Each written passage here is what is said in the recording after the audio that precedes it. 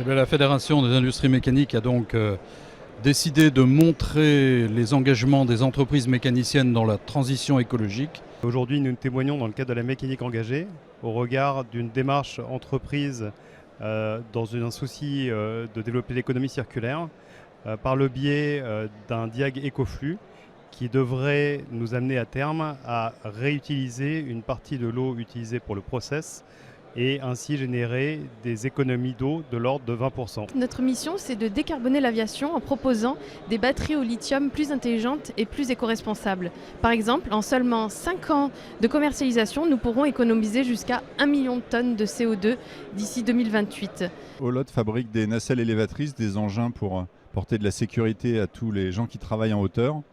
Nous avons engagé depuis plus de 5 ans une grande démarche d'électrification de nos machines pour réduire les émissions et répondre aux attentes de nos clients en matière de décarbonation, avec des résultats tangibles, une gamme nouvelle qui est en train de voir le jour, 3 modèles sur le marché, et un objectif d'avoir fait disparaître de notre gamme l'ensemble des machines diesel le plus vite possible. Quand on parle de transition écologique, c'est l'accompagnement d'un de nos partenaires industriels sur la digitalisation de l'ensemble de leurs process et documents en interne afin de 1. Réduire leur empreinte carbone et 2. Faciliter la communication au sein de leur entreprise. Nous, en fait, on propose aux industriels de mettre en vente leur stock dormant, donc les pièces qu'ils ne réutilisent plus.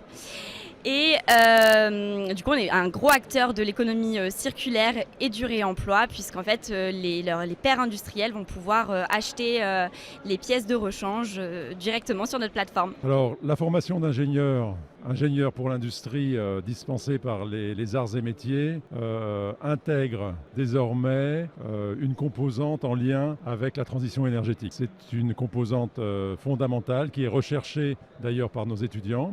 Notre problématique, elle portait sur une problématique de livraison d'azote pour nos gammes de fabrication de découpe laser.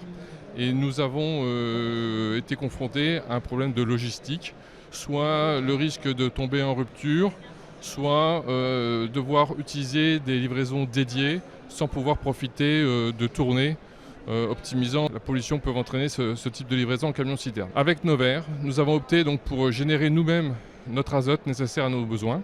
Et nous avons investi en juin 2020 sur une unité de production d'azote. Avec cette unité de production d'azote, donc, nous avons gagné en autonomie, mais surtout donc, nous avons pu supprimer entièrement ce flux de camions-citernes en provenance de Lyon. Notre vocation, c'est de faire des solutions vertueuses pour l'environnement. Sur nos ascenseurs, descenseurs, pour nos stockages automatisés, on est arrivé à diviser par 6 la puissance installée en utilisant des récupérations d'énergie qui permettent, lorsque les charges descendent, de recharger les batteries. Nous avons décidé d'équiper 100% de nos véhicules de société en véhicules électriques afin de participer à la transition énergétique. Et nous fournissons à nos clients des solutions de VPN pour limiter nos déplacements et nos interventions sur les entreprises.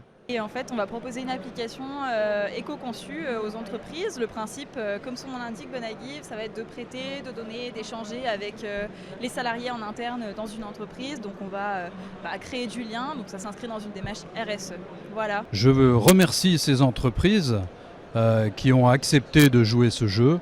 La transition écologique est une démarche extrêmement importante et donc merci à tous ceux qui ont contribué à faire en sorte que cette campagne puisse se développer.